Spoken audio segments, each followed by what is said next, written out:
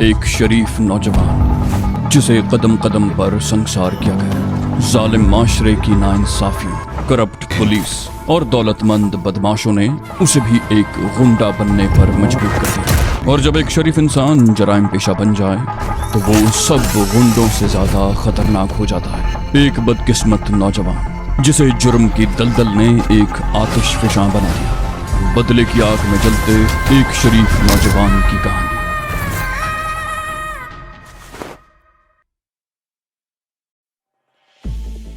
जिस्मानी लिहाज से शारिक और याकूब का कोई मुकाबला नहीं था। याकूब देवकामत आदमी था और शारिक उसके मुकाबले में हल्का था, लेकिन वो उसकी तरह का स्ट्रीट फाइटर नहीं था। वो लड़ने की कुछ टेक्निक्स जानता था और यही वजह थी कि वो याकूब पर हावी हो रहा था। एक मर्तबा मौका पाकर वो याकूब की पुश्त पर पहुंच गया और उसकी गर्दन बाजू में लपेट ली। अगर याकूब अकेला होता तो शायद शारिक उसकी गर्दन मरोड़ देता, लेकिन दूसरे आदमी भी शायद यकदम होश में आ गए थे। उनमें से एक ने शारिक के कंधे पर जोर से राइफल की नाल मारी और कुत्ते की तरह गुर्राया, छोड़ दो इसे वरना गोली मार दूंगा। इससे पहले कि शारिक उसके हुक्म की तामील करता, समीना ने अचानक ही अपनी जगह से छलांग लगा दी और राइफल को दोनों हाथों से पकड़कर उसका रुख ऊपर की तरफ कर दिया। राइफल सिंगल शॉट पर थी। झटका लगने से ट्रिगर दब गया और गोली छत में पेवस्त हो गई। उस आदमी के लिए समीना का हमला बिल्कुल गैर मुतवक्के था। समीना उसके हाथ से राइफल छीन चुकी थी। उसने राइफल को नाल की तरफ से पकड़ा और उसे लठ की तरह घुमाने लगी। दूसरा गनमैन भी उसकी जद में आ गया था। उसके कंधे पर जरब लगी थी और उसकी अपनी राइफल भी हाथ से छूट कर गिर गई थी। समीना उन दोनों पर लठ बरसाती रही जैसे वो पागल हो गई हो। दूसरी तरफ शारिक को मौका मिल गया था। वो याकूब की मुरम्मत कर रहा था। याकूब के मुंह और नाक से खून बह रहा था। याकूब की खोपड़ी पर एक घूंसा लगा तो वो लड़खड़ाता हुआ समीना से टकरा गया। समीना भी लड़खड़ा कर गिरी। इससे पहले कि वो संभल सकती, उन दो आदमियों में से एक को मौका मिल गया। उसने लपक कर समीना के हाथ से राइफल छीन ली और समीना पर ठोकरों की बारिश कर दी। शारिक दूसरी राइफल की तरफ लपका, लेकिन दूसरे शख्स ने बड़ी फुर्ती का मुजाहिरा करते हुए उठकर उसके सीने पर ठोकर मार दी। शारिक कराह कर पीछे गिरा। दूसरे शख्स ने राइफल उठा ली। बाजी एक बार फिर पलट गई। अब समीना और शारिक उनके रहमो करम पर थे। एक तरफ समीना पिट रही थी और दूसरी तरफ शारिक उस आदमी के हत्थे चढ़ गया था। याकूब एक तरफ खड़ा हाथ की पुश्त से नाक और होंठों से बहने वाला खून पोंछते हुए खूंखार नजरों से उनकी तरफ देख रहा था। समीना लड़ाई भिड़ाई नहीं जानती थी, लेकिन सूरत हाल कुछ ऐसी थी कि वो हाथ पैर चलाए बगैर नहीं रह सकती थी। वो हाथ पैर चला रही थी और खूब चला रही थी। पहले उसने याकूब की मुरम्मत की, फिर दूसरे आदमी की भी अच्छी खासी ठुकाई कर दी और अब खुद पिट रही थी। दूसरी तरफ शारिक भी पिट रहा था। एक मौके पर उसे अपने हरीफ को जेर करने का चांस मिल गया था, लेकिन ठीक उसी लम्हे याकूब ने आगे बढ़कर उसकी पसलियों पर जोरदार ठोकर मार दी। शारिक बिलबिलाता हुआ दूर जा गिरा। फिर उसे संभलने का मौका नहीं मिल सका। उसके हरीफों ने उस पर ठोकरों की बारिश कर दी। समीना भी पिट रही थी। एक मर्तबा समीना का दाव चल गया। वो उस वक्त पुश्त के बल नीचे गिरी हुई थी। उसके हरीफ ने जैसे ही उस पर छलांग लगाई, समीना ने लेटे ही लेटे उसे जोरदार ठोकर मार दी। समीना के पैरों में जॉगर्स थे। ठोकर हरीफ के मुंह पर लगी और वो बिलबिलाता हुआ एक तरफ ढेर हो गया।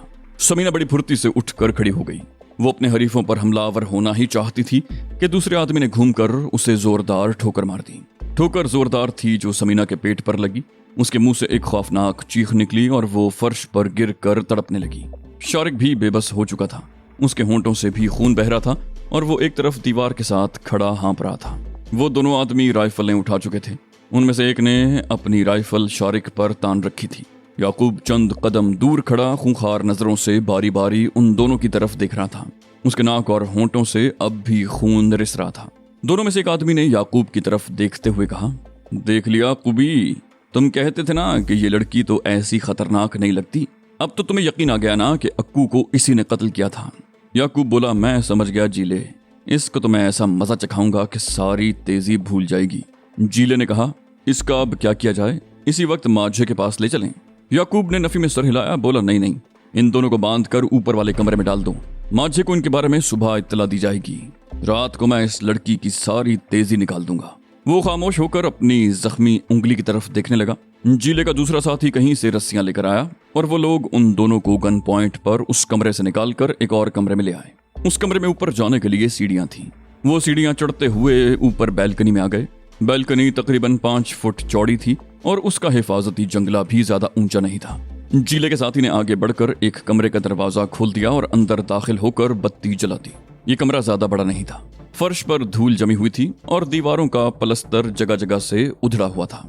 पिछली तरफ एक खिड़की थी जो तकरीबन 3 फुट चौड़ी और ऊपर की तरफ 6 फुट लंबाई में थी। पहले शारिक के हाथ पैर पुश्त पर बांधकर गर्दालूद फर्श पर डाल दिया गया, फिर समीना को भी बांध दिया गया। याकूब ने समीना की तरफ देखते हुए कहा, अभी बहुत रात बाकी है, तुम थोड़ी देर आराम कर लो, फिर मैं तुमसे निपट लूंगा। वो तीनों बाहर चले गए। दरवाजा बंद कर दिया गया। कमरे में 100 वॉट का बल्ब रोशन था जिसे जलता छोड़ दिया गया था। शारिक और समीना फर्श पर पड़े एक दूसरे की तरफ देख रहे थे। समीना की आंखों में खौफ झलक रहा था। शारिक ने मध्यम से लहजे में कहा, मुझे अफसोस है समीना, मेरी वजह से तुम पर पै दर पै मुसीबतें पड़ रही हैं। समीना बोली, अब तो ये सब कुछ होगा। उसके साथ ही उसके मुंह से बेख्तियार कराह सी निकली। बोली, ओखली में सर्दियां है तो मूसले तो पड़ेंगे ही। शारिक ने गहरा सांस लेते हुए कहा, काश मैं इनमें से एक की गर्दन मरोड़ सकता। समीना बोली, लेकिन सवाल ये पैदा होता है कि हम इनके शिकंजे से निकलेंगे कैसे। शारिक बोला, मुझे सोचने दो, शायद कोई तरकीब जहन में आ जाए। समीना बोली, एक तरकीब मेरे जहन में आई है, हम शोर मचाना शुरू कर देते हैं, आवाज सुनकर कोई ना कोई तो हमारी मदद को आएगा। शारिक बोला, किसी मददगार से पहले ये लोग पहुंच जाएंगे और हमें गोली मारने में किसी हीलो हुज्जत का मुजाहरा नहीं करेंगे। खिड़की खुली हुई थी और लारी अड्डे की तरफ से बसों के हॉर्न वगैरह का शोर सुनाई दे रहा था। शारिक बोला, एक तरकीब मेरे जहन में आती है। समीना बोली, वो क्या? शारिक बोला, लोट लगाती हुई मेरे करीब आ जाओ, मैं तुम्हारे हाथ की बंदिशें खोलने की कोशिश करता हूँ। अगर हम एक दूसरे के हाथ पैर खोलने में कामयाब हो गए तो इस खिड़की के रास्ते फरार हो सकते हैं। समीना बोली, इस खिड़की से छलांग लगाकर हम कब्रिस्तान या अस्पताल ही पहुंच सकते हैं। शारिक बोला, ये रस्सियां खासी मजबूत हैं, इसके जरिए हम लटक कर उतर सकते हैं। बात समीना की समझ में आ गई। वो चंद लम्हे कुछ सोचती रही, फिर लोट लगाती हुई शारिक के करीब आने लगी। शारिक भी फर्श पर लोट लगाकर उसके करीब आ गया और वो दोनों एक दूसरे से पुश्त मिलाकर बैठ गए। शारिक उंगलियों से टटोलकर समीना के हाथों पर बंधी हुई रस्सी की गिराह खोलने की कोशिश करने लगा, लेकिन गिराह उंगलियों की गिरफ्त में नहीं आ रही थी। शारिक कुछ देर कोशिश करता रहा, फिर बोला, गिराह उंगलियों की गिरफ्त में नहीं आ रही, तुम औंधी हो जाओ, मैं दांतों से गिराह खोलने की कोशिश करता हूँ। समीना बैठे बैठे औंधी हो गई। शाहरुख ने भी रुख बदल लिया और झुककर दांतों से रस्सी की गिराह खोलने लगा। उसे मायूसी न हुई। तकरीबन 5 मिनट की कोशिश के बाद वो गिराह ढीली करने में कामयाब हो गया। चंद मिनट की मजीद कोशिश के बाद उसने गिराह खोल दी। समीना हाथों को हरकत देने लगी। रस्सी ढीली होते ही उसके हाथ गिरफ्त से आजाद हो गए। वो अपनी कलाइयां सहलाने लगी। रस्सी खासी मजबूती से बांधी गई थी, जिससे उसकी कलाइयों पर सफेद निशान पड़ गए थे। शारिक ने सरगोशी की। बोला, पहले अपने हाथ पैर खोल लो और फिर मेरी रस्सियां खोलो। समीना अपने पैरों की रस्सी खोलने लगी। गिरहें सख्त होने की वजह से उसे खासी दुश्वारी पेश आई थी, लेकिन बहरहाल उसने अपने पैर भी आजाद करा लिए। वो बैठे बैठे शारिक की तरफ मुड़ गई। उसके होंठों पर खफीफ सी मुस्कुराहट थी। शारिक ने एक बार फिर सरगोशी की। बोला, पहले दरवाजे की अंदर से कुंडी लगा दो, अगर कोई आ भी गया तो हमें कुछ मोहलत मिल जाएगी। समीना दबे कदमों चलती हुई दरवाजे के करीब पहुंच गई। उसने बड़ी एहतियात से कुंडा चढ़ा दिया। दरवाजा खासा मजबूत था, अगर कोई आ भी गया तो दरवाजा अंदर से बंद पाकर उसे तोड़ने में खासा वक्त लगेगा। वो शारिक के पीछे आकर बैठ गई और उसके हाथों पर बंधी हुई रस्सी की गिरहें खोलने की कोशिश करने लगी। इसके लिए उसे अपने दांत भी इस्तेमाल करने पड़े, लेकिन बिलाखिर वो गिरहें खोलने में कामयाब हो गई। हाथ खुलते ही शारिक अपनी कलाइयां सहलाने लगा। फिर उसने अपने पैरों की रस्सी खोली और उठकर खड़ा हो गया। उसने इधर उधर देखा और दबे कदमों आगे बढ़कर खिड़की खोल दी। खिड़की खुलते ही शोर की आवाज नुमायां हो गई। सामने 2 गलियों के बाद लारी अड्डा था। रोशनियां जगमगा रही थीं। लातादाद बसों की आमदोरफ्त जारी थी। बसों के हॉर्न और इंजनों की आवाजें अब वाज़े तौर पर सुनाई दे रही थीं। लारी अड्डे के इलाके में दिन का सा समा था। शारिक ने खिड़की से बाहर झुककर नीचे झांका। ये खिड़की जमीन की सतह से तकरीबन 30 फुट ऊंची थी। उस तरफ भी तारीख गली थी जो उस वक्त सुनसान पड़ी थी। जाहिर है रात के पिछले पहर कोई मटर गश्त करने को तो घर से नहीं निकल सकता था। शारिक मुड़कर समीना की तरफ देखने लगा। फिर उसने फर्श पर पड़ी हुई रस्सियां उठा ली। ये 2 रस्सियां थीं। एक से समीना के हाथ पैर बांधे गए थे और दूसरी से खुद उसके। उसने दोनों रस्सियों को बांधकर पहले गिराह की मजबूती आजमाई और फिर अंदाजे से रस्सी को नापने लगा। उसके ख्याल में ये रस्सी 25 गज के लगभग रही थी। वो उसे हाथ में पकड़े खिड़की के करीब आकर चौखट को देखने लगा। चौखट के नीचे की तरफ एक ईंट उखड़ी हुई थी। उसने ईंट को दोनों हाथों से पकड़कर चंद झटके दिए। ईंट बाहर आ गई। इस तरह चौखट के नीचे एक खला पैदा हो गई। उसने रस्सी के सिरे को उस खला में से गुजारकर चौखट पर मजबूती से बांध दिया और समीना की तरफ देखने लगा और फिर बाकी रस्सी बड़ी एहतियात से बाहर लटका दी। समीना खिड़की पर झुककर बाहर झांकने लगी। दूसरे ही लम्हे वो एक झुरझुरी से लेकर पीछे हट गई। रस्सी के जरिए इतनी बुलंदी से उतरने के ख्याल ही से उसके पूरे जिस्म में सनसनी की लहर दौड़ गई। शारिक ने सरगोशी की, पहले तुम नीचे उतरोगी। समीना हकला गई, मैं? अगर रस्सी टूट गई या मैं गिर गई तो? शारिक ने मुस्कुराते हुए कहा, तो फिर 2 ही जगह हैं जहां तुम जा सकती हो, कब्रिस्तान या अस्पताल। लेकिन मेरा ख्याल है कि अगर तुम एहतियात से काम लो तो सही सलामत नीचे पहुंच सकती हो। चलो खिड़की पर चढ़ो, मैं तुम्हें सहारा देता हूँ। रस्सी को मजबूती से पकड़कर पैर दीवार के साथ जमाते हुए आहिस्ता आहिस्ता नीचे उतरती रहना। शारिक ने समीना का बाजू पकड़ लिया। समीना खिड़की के फ्रेम पर चढ़ना चाहती थी कि बाहर बैल्कनी में कदमों की आवाज सुनकर वो दोनों चौंक गए। शारिक ने सरगोशी की, बोला, मेरा ख्याल है याकूब है। वो दरवाजे को अंदर से बंद पाकर समझ आएगा कि हमने अपनी रस्सियां खोल ली हैं और इतनी जल्दी हम नीचे भी नहीं उतर सकते। वो फौरन ही हमारी तलाश शुरू कर देंगे। सबसे पहले उनका ध्यान इसी खिड़की की तरफ जाएगा। हो सकता है वो दरवाजा भी तोड़ने की कोशिश करें। इस तरह हमारा मंसूबा नाकाम हो जाएगा। समीना ने मुतवहश निगाहों से उसकी तरफ देखा। उसका चेहरा धुआं हो रहा था। वो बोली, तो फिर? शारिक ने सरगोशी की, बोला, मैं कुंडा खोल देता हूँ। हम दरवाजे के दाएं बाएं खड़े हो जाएंगे। वो जैसे ही अंदर दाखिल होगा हम उस पर टूट पड़ेंगे। वो दोनों दबे कदमों तेजी से खिड़की के सामने से हट गए। शारिक ने बड़ी एहतियात से दरवाजे का कुंडा हटा दिया। ठीक उसी लम्हे कदमों की आवाज दरवाजे के सामने रुक गई। कदमों की आवाज से ये अंदाजा लगाना दुश्वार नहीं था कि वो एक ही आदमी था। शारिक और समीना दरवाजे के दाएं बाएं दीवार से चिपके खड़े थे। उन दोनों के दिल बड़ी तेजी से धड़क रहे थे। समीना तो कुछ खौफजदा सी थी। वो अच्छी तरह जानती थी कि अगर उनका मंसूबा नाकाम हो गया तो वो लोग उन्हें जिंदा नहीं छोड़ेंगे।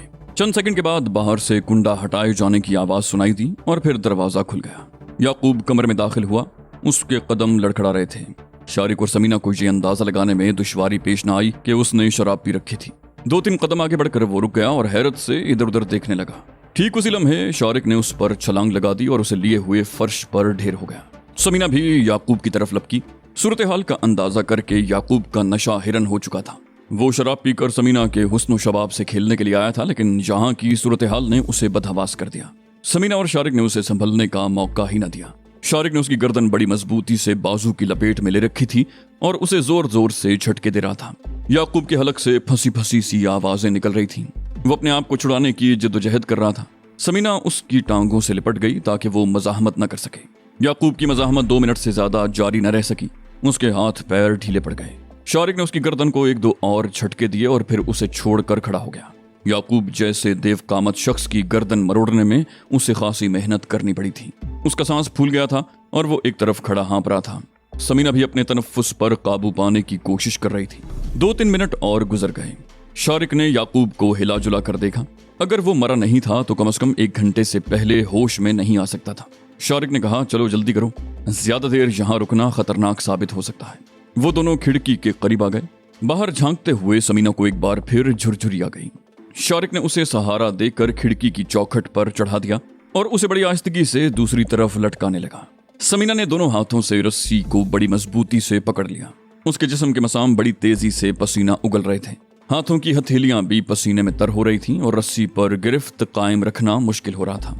शारिक ने सरगोशी की, नीचे मत देखो, दीवार पर पैर जमाते हुए आहिस्ता आहिस्ता नीचे उतरती रहो।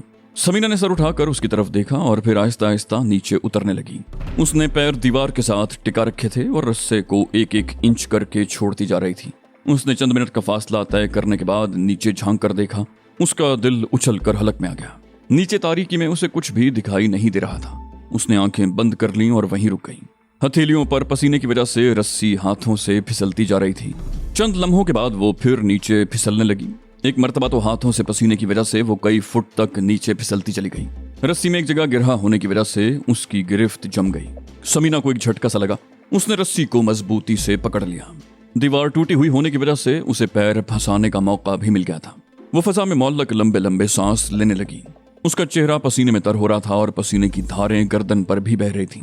समीना चंद लम्हे रस्से को पकड़े लटकी रही और एक बार फिर आहिस्ता आहिस्ता नीचे उतरने लगी और फिर दफतन रस्सा उसके हाथ से निकल गया। समीना के मुंह से हल्की सी चीख निकली। उसे यूं लगा जैसे वो जमीन की तारीक गहराइयों में गिरती जा रही हो और फिर वो धप से नीचे गिरी। जमीन पर गिरते ही उसके मुंह से हल्की सी चीख निकल गई। जमीन तकरीबन 6 फुट के फासले पर रह गई थी कि रस्सी खत्म हो गई थी। वो जिस जगह गिरी थी वहां कच्ची जमीन थी और कीचड़ भी था। समीना को अगर चोट नहीं लगी थी, लेकिन खौफ से वक्ती तौर पर उसका जहन माऊफ हो गया था और जब सदमे से संभल कर उसने उठने की कोशिश की तो मुंह से बेख्तियार कराह से निकल गई। उसके दाएं टखने में एक टीस सी उठी। गिरने से उसके पैर में मोच आ गई थी और वो खुद से उठकर खड़ी नहीं हो सकती थी। समीना के चेहरे पर कर्ब के तासुरात फैल गए। उसने सर उठाकर ऊपर देखा। उसे दीवार के साथ एक हयूला सा फिसलता हुआ नजर आया। वो शारिक था जो रस्सी के सहारे फिसलता हुआ नीचे आ रहा था और फिर वो भी धप से समीना के करीब ही गिरा। शारिक ने सरगोशी में पूछा, क्या हुआ समीना, तुम्हें चोट तो नहीं लगी? वो बोली, मैं ऊपर से गिर गई थी, दाएं पैर में मोच आ गई है, मैं खड़ी नहीं हो सकती। शारिक ने झुककर उसके पैर को टटोला। समीना के मुंह से कराह हंसी निकल गई। शारिक ने उसे सहारा देकर उठाते हुए कहा, हम यहाँ ज्यादा देर नहीं रुक सकते। अगर उन दोनों में से कोई ऊपर चला गया तो उन्हें पता चल जाएगा और फिर हमारे लिए उस इलाके से निकलना मुश्किल हो जाएगा। मेरे सहारे आहिस्ता आहिस्ता चलने की कोशिश करो। समीना उसके साथ 2-3 कदम चली और फिर कराहते हुए बैठ गई। बोली, नहीं शारिक, मैं नहीं चल सकती। शारिक बोला, ठीक है, तुम यहाँ रुको, मैं देखता हूँ। अगर हमारी गाड़ी अब भी उसी जगह मौजूद हो तो मैं अभी लेकर आता हूँ। शारिक समीना को तारीकी में दीवार के साथ बिठाकर तेज तेज कदम उठाता हुआ एक तरफ चल पड़ा। गली के मोड़ पर पहुंचकर वो एक लम्हे को रुका, दूसरी तरफ झांक कर देखा। उस गली में भी तारीकी थी। शारिक तेज तेज कदम उठाता हुआ मंदिर के सामने से गुजर गया और एक और गली मुड़कर उस तरफ आ गया जहां उसकी कार खड़ी थी। वो तेज तेज कदम उठाता हुआ कार के करीब आ गया। उसने जब गाड़ी जहां छोड़ी थी तो इंजन बंद कर दिया था, लेकिन चाबी इग्निशन में ही रहने दी थी। जीले और उसके साथी ने भी इस बात पर तवज्जो नहीं दी थी। वो उन दोनों को तो गन पॉइंट पर लेकर मंदिर की तरफ चले गए थे, मगर गाड़ी को उन्होंने मुकम्मल तौर पर नजरअंदाज कर दिया था और अब उनकी अदम तवज्जुही शारिक के लिए सूदमंद साबित हुई। वो बड़ी आहिस्तगी से दरवाजा खोलकर ड्राइविंग सीट पर बैठ गया और चाबी घुमाकर इंजन स्टार्ट कर दिया। शारिक गाड़ी को हल्की रफ्तार से चलाता हुआ पिछली गली में आ गया और फिर उसने गाड़ी उस गली में मोड़ दी जहां उसने समीना को छोड़ा था। समीना दीवार से टेक लगाए बैठी हुई थी। शारिक कार का दरवाजा खोलकर नीचे उतर आया।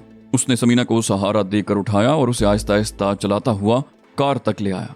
तभी एक आवाज आई, ओए जिले उठोए, वो देख, वो दोनों भाग रहे हैं। शारिक ये आवाज सुनकर बुरी तरह चौंक गया। उसने मुड़कर देखा, मंदिर के निचले कमरे की अकबी खिड़की में जीले का दूसरा साथी नजर आया। उसने शायद गाड़ी की आवाज सुन ली थी और जब उसने खिड़की से झांका तो गाड़ी के हेडलैंप्स की रोशनी में उन दोनों को देखकर बुरी तरह चीखा। शारिक ने पैसेंजर सीट का दरवाजा खोलकर समीना को अंदर धकेला। इस तरह समीना के पैर को झटका लगा तो उसके मुंह से हल्की सी चीख निकली। शारिक बड़ी फुर्ती से कार के सामने से घूमकर स्टीयरिंग साइड पर आया और सीट पर बैठते ही इंजन को गियर में डाल दिया। ये भी गनीमत था कि मंदिर की उस अकबी खिड़की में आहनी सलाखें लगी हुई थी। वो कमरा चूंकि ग्राउंड फ्लोर पर था इसलिए सलाखें लगी हुई थी। अगर सलाखें न होती तो जीला या उसका साथी खिड़की से कूद कर बाहर आ चुके होते। गाड़ी चंद गज आगे निकली थी कि फजा फायर की खौफनाक आवाज से गूंज उठी। गोली पिछली विंड स्क्रीन को तोड़ती हुई समीना के पीछे वाली खिड़की से निकल गई थी। समीना के मुंह से हल्की सी चीख निकली। वो एकदम नीचे झुक गई। शारिक ने एकदम एक्सेलरेटर पर पैर का दबाव बढ़ा दिया। गाड़ी को एक जोरदार झटका लगा। समीना अब भी झुकी बैठी थी। एक और फायर हुआ, लेकिन गाड़ी अब बहुत दूर निकल चुकी थी। अगले मोड़ पर रफ्तार कम किए बगैर गाड़ी घुमा दी। ये एक तंग सी गली थी जिसमें लातादाद वर्कशॉप थे और जगह जगह टूटी फूटी गाड़ियां खड़ी थीं। शारिक की कार गली में एक कार के ढांचे से टकराते टकराते बची। शारिक कार को मुख्तलिफ गलियों में घुमाता हुआ सड़क पर आ गया। अब उसके सामने 2 रास्ते थे। पहला रास्ता तो ये था कि वो बाईं तरफ रेलवे स्टेशन की तरफ निकल जाता और दूसरा रास्ता ये था कि दाईं तरफ शाही किले और इकबाल पार्क के दरमियान वाली सड़क पर से होता हुआ दाता दरबार और भाटी की तरफ निकल जाता। उन दोनों के हुलिये ऐसे नहीं थे कि पूरे शहर का सफर आराम से कर सकते। दोनों के नाक और होंठ जख्मी थे, कपड़े खून आलूद थे। समीना की और शारिक की कमीज भी फटी हुई थी, उलझे हुए बाल और चेहरों पर चोटों के निशान। रास्ते में कहीं पुलिस वाले चेक करने के लिए रोक लेते तो किसी किस्म की गड़बड़ हो सकती थी। इसलिए शारिक ने लंबा रास्ता इख्तियार करने की बजाय करीबी मंजिल पर पहुंचने का फैसला करते हुए गाड़ी को बाईं तरफ घुमा दिया। उस वक्त गालिबन 3:30 बजे थे। एक मोरिया पुल के ऊपर कोई माल गाड़ी गुजर रही थी। पुल के नीचे दीवार के साथ साथ 2 पुलिस वाले खड़े सिगरेट के कश लगा रहे थे। उन्होंने कार की तरफ देखा तो था, मगर तवज्जो नहीं दी थी। यहाँ से 3 अतराफ में सड़कें निकलती थीं।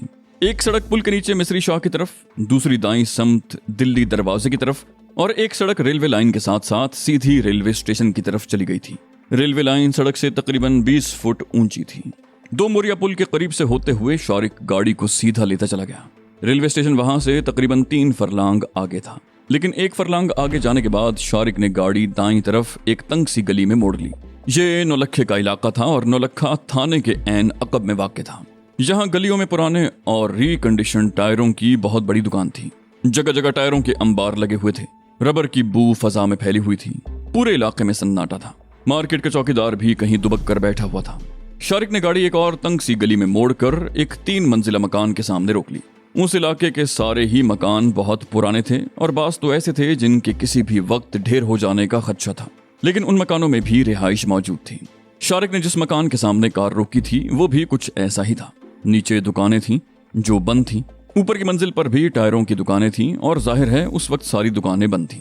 नीचे वाली दुकानों के बीच में एक छोटा लकड़ी का दरवाजा था जिसका एक पट थोड़ा सा खुला हुआ था। शारिक ने कार के शीशे चढ़ा दिए, इग्निशन से चाबी निकाल कर जेब में डाल ली, नीचे उतरकर दरवाजा बंद करके लॉक कर दिया। दूसरी तरफ से आकर उसने समीना को सहारा देकर नीचे उतारा और कार का दरवाजा लॉक कर दिया। वो समीना को सहारा देकर चलाता हुआ मकान के दरवाजे तक ले गया। दरवाजे के अंदर जीना तंग सा था और रोशनी भी नहीं थी। शारिक समीना को सहारा देकर आहिस्ता आहिस्ता सीढ़ियां चढ़ने लगा। सीढ़ियां भी टूटी फूटी थीं, तारीकी में खासी दुश्वारी पेश आ रही थी। वो टटोल टटोल कर कदम रखते हुए बहुत आहिस्ता आहिस्ता ऊपर चढ़ रहे थे। तीसरी मंजिल पर एक दरवाजे के सामने वो रुक गए। सीढ़ियां चढ़ते हुए समीना हाँप गई थी। वो दीवार से टिक लगाकर लंबे लंबे सांस लेने लगी। शारिक ने दरवाजे पर हल्की सी दस्तक दी, लेकिन 2-3 मिनट गुजरने के बाद भी दरवाजा नहीं खुला तो दूसरी मर्तबा उसने जरा जोर से दस्तक दी। उसके 1 मिनट के बाद अंदर से एक खाबीदा सी आवाज सुनाई दी। कौन है? शारिक बोला, मैं हूं शारिक, दरवाजा खोलो।